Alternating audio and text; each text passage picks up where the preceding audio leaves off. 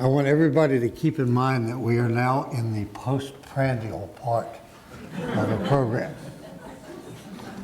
You know, the old saying that the biggest part of teaching medical students is to keep them awake, or my favorite definition of a professor, some of you have heard before, someone who talks in someone else's sleep. So we're going to try to avoid that. If you get sleepy, get up, walk around, do whatever to just kind of keep yourself active. I'm going to talk about achalasia being the esophageal motility abnormality. And most esophagologists in the world would agree with that. In fact, if you're going to justify why you have a motility lab, it's by and large to rule in or rule out achalasia. There we go. Let me start off by just reminding you of what we used to do all of the time. This is what today we call a conventional manometry of a normal swallow. And you'll notice that there's a transducer down here in the lower sphincter. There are pressure recordings at 5, 10, and 15 centimeters above the lower sphincter. There's one in the upper sphincter, one in the pharynx. So widely spaced pressure recording sites. It's what we call conventional manometry today. The interesting thing is that of all the data that you collect, there's only really 2 or 3 things that you're most interested in. We focus on abnormalities of the speed of that contraction, the velocity, and particularly whether it's simultaneous or not, because that might be a spasm or an achalasia. We focus on the vigor or amplitude of that contraction, looking for a weak contraction or a strong contraction. And we focus on abnormalities of the lower sphincter and its relaxation. And that's really where we have put most of our attention and where this classification came from. Stuart Speckler and I, years ago, a dozen years ago now, actually published on a classification of achalasia based on, a classification of motility abnormalities based on conventional manometry, as shown here. And notice under classic achalasia, we required attention to the absent peristalsis and an abnormal relaxation of the lower sphincter. Those are the 2 things that are most typical.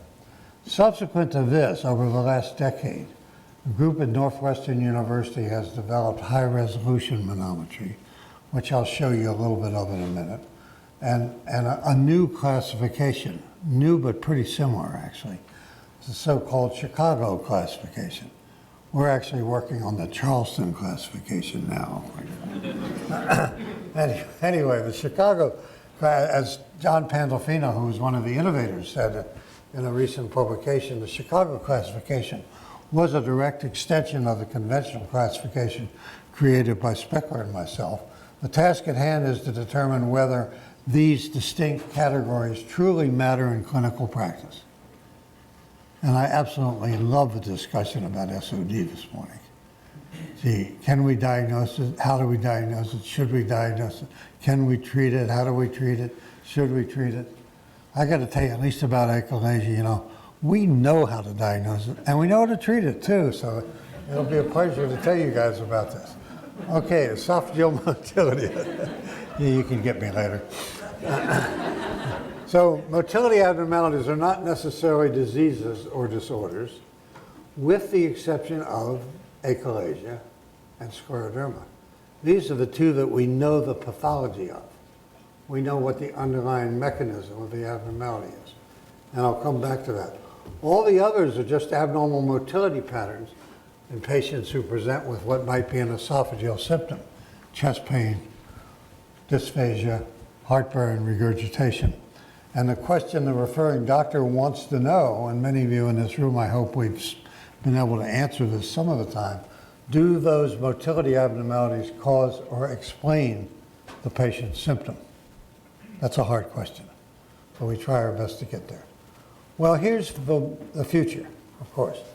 On the left, I'm showing you 2 catheters in this esophagus. We don't do this, by the way. This is a sketch. But here's your conventional catheter with a transducer at the upper border of the lower sphincter and another one at 5, 10, 15, and 20 centimeters. A lot of real estate between those transducers. Here's a high resolution catheter. Basically has a transducer every centimeter. It's what we call a 1632. There are 32 pressure transducers that span all the way from the, from the pharynx down into the stomach, and there are 16 impedance sites that measure bolus transit.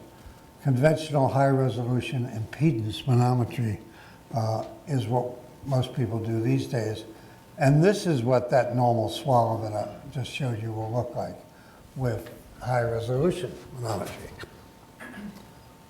Identified always is the deeply colored upper esophageal sphincter, also the lower esophageal sphincter. The peristaltic wave sweeps through. Notice the brief relaxation of that upper sphincter. It's 1/2 a second, that's all you get. Notice the longer relaxation of the lower sphincter down here that occurs when you swallow and restores when the peristaltic wave reaches there. And up above is the movement of the bolus, the purple portion, as that peristaltic wave pushes the swallowed liquid through the esophagus. That's the impedance part. So impedance manometry. This is an old-fashioned barium study. I hope you knew that right away. It shows the cardinal features of achalasia: a dilated esophagus, a barium fluid level up above, and a classic bird's beak down here, slowly or finely narrowed and tapered at the distal end. My grandmother would make that diagnosis. Not a hard one. So again, the features radiographically. Dilation, when it's tortuous, we call it a sigmoid esophagus. There's the barium air fluid level and that bird beak at the distal end. This is high resolution in that patient. And what I want you to notice are a couple of things. First of all, this lower sphincter impression is much darker in color than we usually see. The color coordination is related to the pressure here, of course. But more importantly, there's no relaxation of that sphincter. So when the patient swallows, and they're doing it multiple times, you don't see any regular relaxation here. And more importantly to me is that there is no peristaltic wave. I like to use the term Grecian columns, if you will. That's what it looks like to me. The front of the administration building downtown or something of that sort. Achalasia on high resolution. Now let me tell you about a letter I got 5, 6 years ago now. Might have been from somebody in this room, I don't know. So this patient is a 35-year-old male who has been having progressive dysphagia for solids and liquids. Well, I've kind of made the diagnosis already. Progressive dysphagia for all kinds of food, that's achalasia. A barium swallow was consistent with achalasia. However, esophageal manometry was somewhat incongruent. His mean LES pressure was 24 millimeters of mercury, and relaxation was achieved most of the time. So this physician's having trouble because in medical school we taught him you had to have a hypertensive sphincter, it had to have poor relaxation, and you had to have no peristalsis, and he's looking for these features, and he doesn't see them. Interestingly, the body of the esophagus demonstrated no progression of peristaltic waves, so I'm fine. This is achalasia. I'm willing to bet my youngest grandchild on it. So traditionally, we teach people manometric diagnosis of achalasia. Yep. Number one on the list is always a hypertensive LES. Boy, how wrong we are. Somebody said earlier, half of what we learn is incorrect. The important part is to know which half. Hypertensive LES, no. Incomplete LES relaxation, yeah, most of the time. Absent peristalsis in our laboratory all of the time. Because my mentor, the late Orrin Harris, taught me, you should be quite wary to make a diagnosis of achalasia if there are any peristaltic waves, and therefore, one peristaltic wave rules out achalasia. I've lived with that for 40 years, it works pretty well. But it should at least make you suspicious for achalasia. So, Alvin Agarwal, when he was a fellow working with us, went to the laboratory and following Dr. Harris's comments, pulled out 73 consecutive patients diagnosed with achalasia. You can see the gender balance is pretty even. The age distribution from 14 to 95, that kind of defines achalasia. It's a curious disease that respects no age or gender and occurs all over the world. Not real common, but it's out there. So we lined them up with, they all had to have absent peristalsis because we required that. Only 63% showed a poorly relaxing LES, only 63%. More importantly, only 32% had an elevated LES pressure, resting pressure. So there's your hypertensive sphincter. And only 23% had all three of the typical achalasia features. Interestingly, about 2/3 of them also had an increased esophageal pressure. Let me just skip past this one. Here's some data we were collecting some years ago that befuddled me. When we changed our laboratory from a water-infused catheter to a catheter with transducers in the body of the esophagus, on the left are the resting LES pressures in 25 achalasia patients. And if you look at the scale in millimeters of mercury, you can see that, yeah, 1, 2, 3, 4 are definitely elevated, 4 out of 25. The rest of them are in the normal range and are the same as this group of people studied with the same catheter that we called normal manometry. So that was a kind of a problem for me. Then we looked at the relaxation and residual pressure, and now the two groups separated pretty nicely. Here's my achalasia patients. They have, all except one, have a higher residual pressure than people with normal manometry. But if up to 8 millimeters of mercury is the accepted normal range for residual, half of these people look like they have a normal relaxation. So there's a confirmation of the Agrawal finding. It's explained by this sketch, which I will try to cover briefly because I know we're running late. But this was a study Phil Katz did when he was a fellow working with us at Wake Forest. And basically, on the left is the normal situation. Esophagus, sphincter tight against that transducer right there, closed tightly, measuring a pressure. Relaxation, the sphincter opens widely. Anybody know how wide? It opens when you swallow, about 20 millimeters. So there's ample room for things to pass through. Over here on the right is an achalasia patient with an impaired opening of that sphincter. It's only 9 millimeters, but the size of that catheter is only 4 millimeters. So it comes away from the transducer and you get a pressure change that looks like a relaxation. It's a manometric artifact. So do not be surprised if you find that you will. So that I suggest that the traditional classification, hypertensive LES, incomplete LES relaxation, absent peristalsis is upside down. It ought to be start with absent peristalsis in memory of my mentor, if you will, incomplete LES relaxation, and a hypertensive LES, only about a quarter of those patients. If you wait for it, you'll have trouble making the diagnosis. Now, coming back to the Chicago classification, one of the advantages of that high resolution data was that this group began to describe 3 subtypes of achalasia, and you've probably read all this in the literature. Peter Corellis being the senior member of that group. All of them showed an elevated IRP, that's an integrated relaxation pressure. That's your residual pressure. And absent peristalsis. So they had the essential 2 characteristics of achalasia. Type 1, esophageal body showed no contractility. It was just dead. Nothing happened. Probably that's type 3, actually. But that was type 1. Type 2, 20% or more had a pressurized esophagus, like those Grecian columns that I showed you, where there was a body of pressure in the esophagus continuously. And type 3, 20% or more had spasms, that is, more vigorous contractions, what Peter and I used to call vigorous achalasia.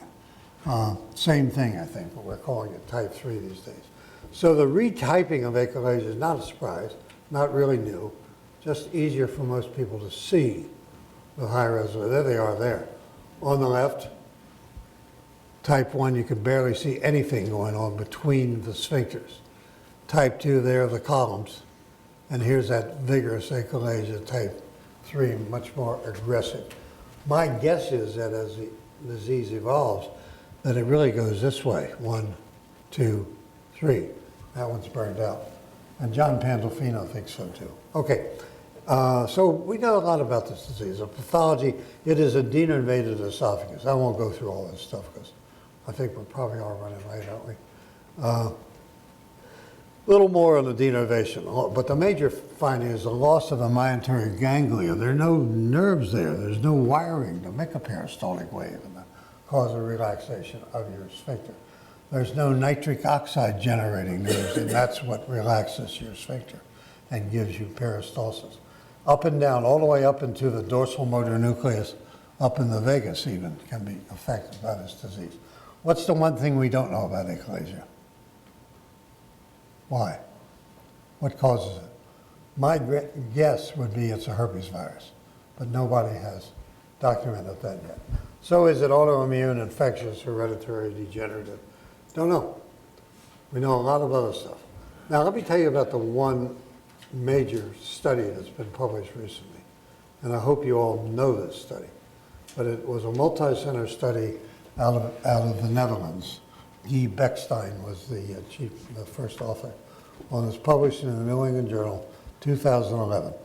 They did what we've been waiting for somebody to do for the 40 years I've been in GI, to do a randomized prospective comparison of pneumatic dilatation, that's PD, and a laparoscopic Heller myotomy, that's LHM.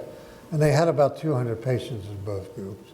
And you can see that the mean LASP after treatment and the success rate after treatment was essentially the same. Essentially the same. So please, those of you that do GI in the room, don't just automatically call the surgeon if you got achalasia. There are other people in GI that know what to do with this thing. So the conclusion was that a myotomy as compared to a pneumatic was not associated with superior rates of therapeutic success. That's the European multi-center achalasia trial. They are following those patients along. In fact, Stu Speckler, who writes a lot of editorials about things like this, couldn't resist on this one. He said, pneumatic dilatation as the initial treatment, that's what we've been doing for years, and because it gives us a rescue if it doesn't work, we can go to myotomy. Whereas if you go the other way around, what do you do if myotomy fails? The efficacy and safety of rescue pneumatic dilatation, not very clear. I'll come back and correct him on that in just a minute. And then he went on to say that perhaps the road to Heller myotomy should be paved with good distensions. Take that one home with you. All right, then the follow-up paper was this one, which was a post-hoc analysis of that European trial by Rohoff et al., published in last year. They followed up of 176 of those 200-odd patients, followed them all for greater than 2 years with a mean of 43 months. And then the breakdown of the frequency here is pretty interesting.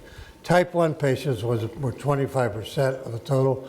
Type 2 was far and away the most common, 65%. And type 3, fortunately, the least of the group, only 10%. The overall success, you can see there, type 1, 81%, type 2, 96%. How nice. No matter what they did, it worked. Type 3, not so good, 66%. And that was significantly different from type 1, same here. Pneumatic dilatation did better than myotomy. For type 2, they had 100% success. Now, they didn't do just one pneumatic dilatation. They did a series of pneumatic dilatations until they had the disease under control. 100% success for type 2. Myotomy was bad, it was 93%. Myotomy was better than pneumatic dilatation for type 3, 86% versus only 40%, but it was not significant. Because why? Because there's only 18 patients with type 3, so the number is too small. It's probably a type 2 error down here. Myotomy and pneumatic similar for both type 1. Well, right about the time that came out, and thinking about Speckler's editorial, Kubhari, well, his name was on the slide earlier today, from Australia, working with Ian Cook, published on their experience with pneumatic dilatation for failed myotomies. We do some. I'm always a little hesitant to blow that balloon up with vigor, if you will. But they graded balloon distensions of 30, 35, and 40 millimeter diameter. They reported on a total of 50. There's no control here. This is just clinical experience. They reported no perforations and a 96% success rate. So there at least is some support there in the patient who has failed a myotomy, and they do, of doing a pneumatic dilatation. One final comment, just to remind you, because most people probably haven't thought about the original paper, but this 1996 publication by J. Pashrica, then at Johns Hopkins, now back at Johns Hopkins, was the initial one on Botox in the treatment of achalasia. 31 achalasia patients. Some had had a prior pneumatic dilatation. They did Botox as you would do it today, 20 units in each of 4 quadrants. They had 20 responders out of 31. Nobody pays much attention. It was only 2/3 effective. My guess is, Brenda, they didn't get into the sphincter in some of that. Right. You know. Exactly, and you know that. So if it doesn't work, I don't think it's the treatment so much as getting the drug in the right place to produce the result. And then they retreated them and whatever, but they made the predictors of success look like older patients, and I resent this greatly, over the age of 50. I got children over there.